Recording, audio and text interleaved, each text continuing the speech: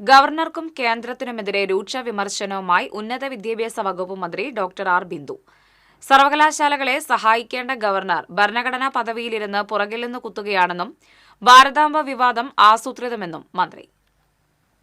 കേരള വിദ്യാഭ്യാസ സമിതിയുടെ ജില്ലാ രൂപീകരണ യോഗവും വിദ്യാഭ്യാസ കൺവെൻഷനും തൃശൂരിൽ ഉദ്ഘാടനം ചെയ്യുകയായിരുന്നു മന്ത്രി.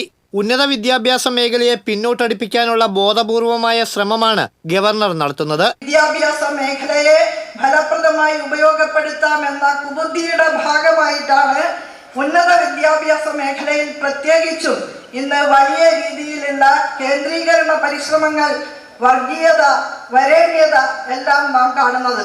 കേന്ദ്ര ഗവൺമെന്റിന്റെ ചട്ടുകങ്ങളായി പ്രവർത്തിക്കുന്ന ഗവർണർമാർ സർവകലാശാലകളുടെ ചാൻസലർമാർ എന്ന നിലയിൽ കാവ്യവൽക്കരണ അജണ്ടയിലേക്ക് സർവകലാശാലകളെ ആട്ടിക്കൊണ്ടുപോവുകയാണ്. ഗവൺമെന്റിന്റെ അജണ്ട നടപ്പാക്കാനായി നിയോഗിതരായിട്ടുള്ള ഗവർണർമാർ ചാൻസലറായി ഇരിക്കെ RSS അഫിനിറ്റീസിനെ മാത്രം അടിസ്ഥാനപ്പെടുത്തി വൈസ് ചാൻസലർമാരെ മാത്രമല്ല അക്കാദമിക ബോഡികളിലെ അംഗങ്ങളെ കൂടി നിശ്ചയിക്കുന്ന ഗതികേടാണ് ഇന്ന് നമുക്ക് കാണേണ്ടി വരുന്നത്.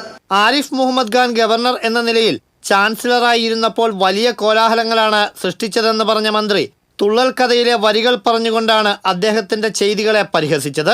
കാവിക്കൊടിയേന്തിയ ഭാരതാംബയെ രാജ്ഭവനിലും പിന്നീട് സർവകലാശാല ക്യാമ്പസിലും കൊണ്ടുവന്നത് ആസൂത്രിതമായി നടപ്പിലാക്കിയ പരിപാടിയാണ്.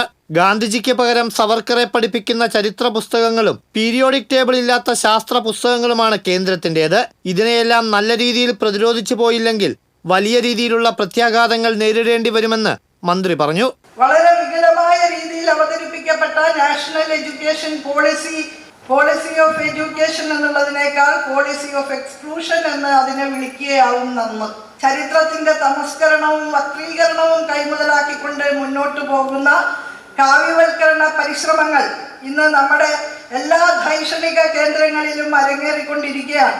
വിദ്യാഭ്യാസ മേഖലയിൽ നിന്ന് മാത്രമല്ല, പൊതുസമൂഹത്തിൽ നിന്ന് തന്നെ ബഹുഭൂരിപക്ഷവും ബഹിഷ്കൃതരായി നിന്ന ഒരു വിദൂര ഭൂതകാലത്തിന്റെ മൂല്യങ്ങൾ തിരിച്ചു കൊണ്ടുവന്ന് പ്രതിഷ്ഠിക്കാനുള്ള പരിശ്രമങ്ങളാണ് നടക്കുന്നത് എന്ന് നന്നായി തിരിച്ചറിഞ്ഞ് പ്രതിരോധിച്ചു പോയില്ലെങ്കിൽ വലിയ രീതിയിലുള്ള പ്രത്യാഘാതങ്ങൾ നമ്മൾ ഏറ്റുവാങ്ങേണ്ടി വരും. മുൻ വിദ്യാഭ്യാസ മന്ത്രി പ്രൊഫസർ സി രവീന്ദ്രനാഥ് അധ്യക്ഷത വഹിച്ചു.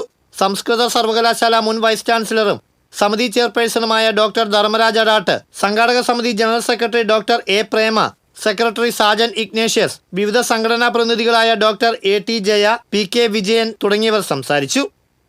TCV തൃശൂർ.